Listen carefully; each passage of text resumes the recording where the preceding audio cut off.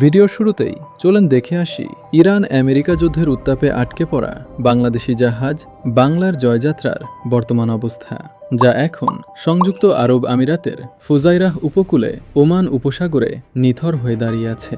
ঠিক সামনেই বিশ্বের সবচেয়ে বিতর্কিত জলপথ হরমুজ প্রণালী, যেখানে ইরান ও আমেরিকার রণতরীগুলো একে অপরের মুখোমুখি দাঁড়িয়ে নামের সার্থকতা বজায় রেখে যার কথা ছিল বিশ্বজয়ের, আজ সেই জয়যাত্রা থমকে গেছে এক অদৃশ্য দেয়ালে।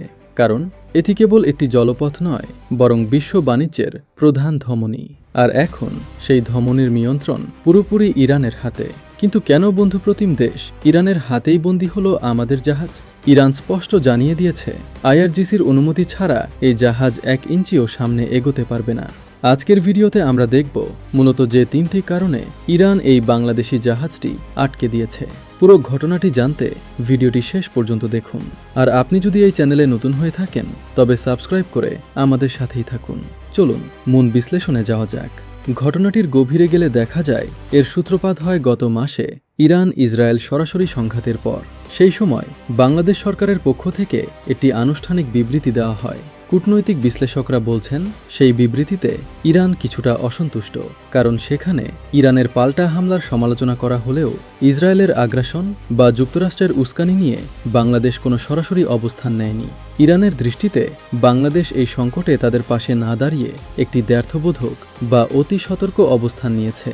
তেহরান সম্ভবত আশা করেছিল মুসলিম প্রধান দেশ হিসেবে বাংলাদেশ তাদের প্রতি আরও জোরালো সমর্থন দেখাবে, আর সেই কূটনৈতিক শীতলতার প্রভাবই এখন দেখা যাচ্ছে সমুদ্রের মাঝখানে। দ্বিতীয় কারণটি আরও বেশি স্পর্শকাতর। সম্প্রতি ইরানের সর্বোচ্চ ধর্মীয় নেতা আয়াতুল্লাহ আলী খামেনির মৃত্যুর পর তেহরান আশা করেছিল বন্ধুপ্রতিম দেশগুলো সর্বোচ্চ সম্মান দেখাবে। বাংলাদেশ শোকবার্তা পাঠালেও ঢাকায় নিযুক্ত ইরানের রাষ্ট্রদূত প্রকাশ্যে তার ক্ষোভ প্রকাশ করেছেন।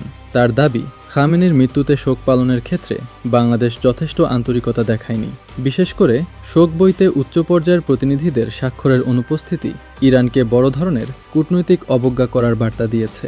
ইরানের রাষ্ট্রদূত সাফ জানিয়ে দিয়েছেন, বাংলাদেশের এই অবস্থান তাদের প্রত্যাশা পূরণ করতে পারেনি, যার রেশ এখন কাটছে বাংলার জয়যাত্রা জাহাজের ওপর দিয়ে। তৃতীয় এবং সবচেয়ে বড় কারণটি হল এই প্রণালীর কৌশলগত গুরুত্ব। আপনারা জানেন, বিশ্বের প্রায় 20 থেকে 30% জ্বালানি তেল এই সরু পথ দিয়ে যায়। ইরান এখন বিশ্বকে একটি শক্ত বার্তা দিতে চায়। এই পথে কার জাহাজ চলবে আর কার জাহাজ থামবে তার চূড়ান্ত চাবিকাঠি এখন আইআরজিসির হাতে। বাংলাদেশ শিপিং কর্পোরেশনের এই জাহাজটি মূলত ইরানের সেই পাওয়ার পলিটিক্সের একটি মাধ্যম হয়ে দাঁড়িয়েছে। ইরান দেখাতে চায়, আন্তর্জাতিক ফোরামে যারা তাদের স্বার্থের বিরুদ্ধে বা অস্পষ্ট অবস্থানে থাকবে তাদের বাণিজ্যিক পথ তারা যে কোনো সময় রুদ্ধ করে দিতে পারে। অর্থাৎ বাংলার জয়যাত্রা এখন কেবল একটি জাহাজ নয়, বরং ইরানের কূটনৈতিক দরকষাকষির একটি বড় হাতিয়ার। বর্তমানে বাংলাদেশ সরকার বিষয়টি নিরসনে কূটনৈতিকভাবে ব্যাপক সক্রিয়। পররাষ্ট্রমন্ত্রী ইতিমধ্যেই ইরানের উপ-পররাষ্ট্রমন্ত্রীর সঙ্গে বৈঠক করেছেন এবং আশাবাদ ব্যক্ত করেছেন যে দ্রুতই একটি সমাধান আসবে। তবে সাবেক কূটনীতিকরা সতর্ক করে বলছেন, আন্তর্জাতিক সংকটে নিরপেক্ষ থাকতে হলে সেই অবস্থানটি স্পষ্টভাবে প্রকাশ করা জরুরি। না হলে ভবিষ্যতে এ ধরনের সংকটে আমাদের অর্থনীতি ও বাণিজ্য বারবার ঝুঁকির মুখে পড়তে পারে। সমুদ্রের মাঝখানে আটকে থাকা বাংলার জয়যাত্রার এই অপেক্ষা কি কেবলই আইআরজিসির অনুমতির জন্য, নাকি এটি দুই দেশের সম্পর্কের নতুন কোনো সমীকরণের ইঙ্গিত? সময় হয়তো তার উত্তর দেবে। আজকের ভিডিওটি আপনার কাছে কেমন লেগেছে? এই সংকট সমাধানে বাংলাদেশের কূটনৈতিক অবস্থান কেমন হওয়া উচিত বলে আপনি মনে করেন? আমাদের কমেন্ট করে জানান। ভিডিওটি ভালো লাগলে লাইক দিন এবং বন্ধুদের সাথে শেয়ার করুন। দেখা হবে পরবর্তী ভিডিওতে। ধন্যবাদ।